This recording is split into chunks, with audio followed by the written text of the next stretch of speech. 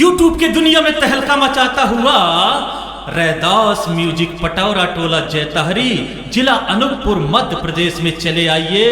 नए नए गीतों को गाने का सुनहरा अवसर उचित दामों में आपके नजदीकी जगह में। अनूपपुर जिला के उभरते हुए सभी कलाकारों के लिए सुनहरा अवसर रैदास म्यूजिक जैतहरी। नया वर्ष नया किरण लेके माँ भुवन पे चली। तेरे आने से भक्तों की माँ खिले उठे जीवन की कली।